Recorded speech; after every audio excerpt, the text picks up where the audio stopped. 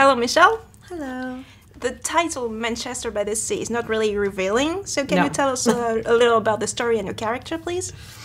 I mean, in some ways it is, because the title, it's a place outside of Boston, and the story is very specific to the place, to this town, Manchester by the Sea.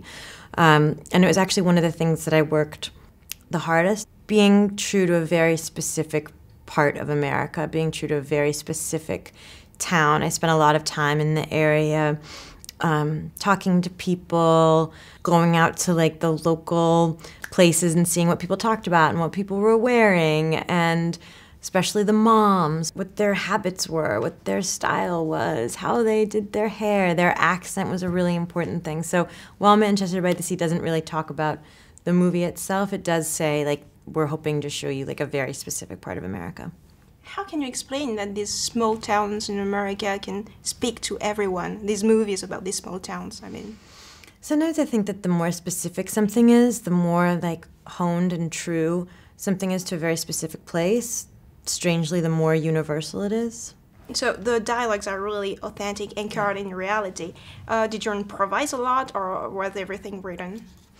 It was all written. It was all written kind of like biblically. Kenny's writing, it has this amazing quality of feeling like the people are just sort of coming up with it off the top of their heads, and they're really making moment-by-moment choices about what they're saying and how they're feeling and what they're choosing not to say.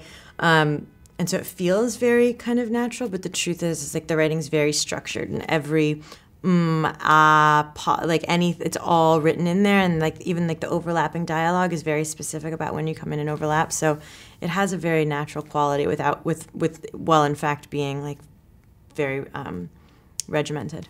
Is he really precise with his directions?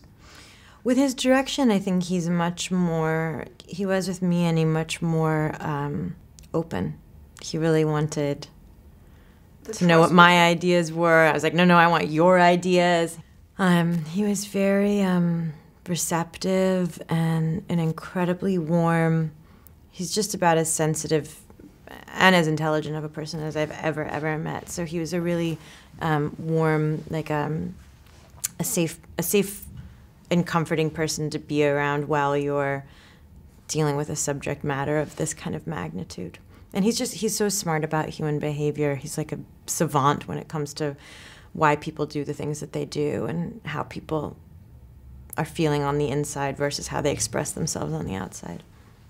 You have played many characters with tragic backgrounds. So where do you draw your inspiration for these roles?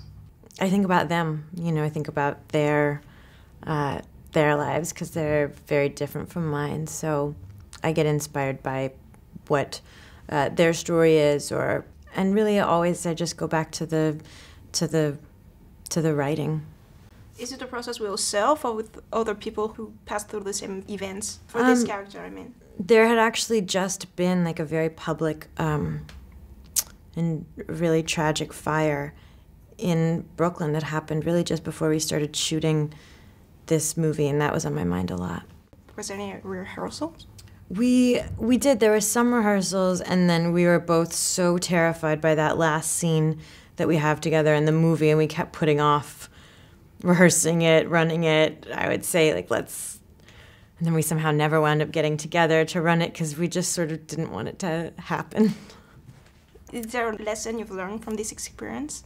I mean, that's definitely my favorite thing about anything that I do, movies or plays or life, anything, is learning and getting to like a slightly better place. But it is, to me, like the most exciting aspect of any kind of work project, is to do something that's a little bit too hard for you, because you'll come out having grown a little bit on the other end. What is your favorite movie of all time, if you have one? Like the one that I could watch over and over and over again? Yes.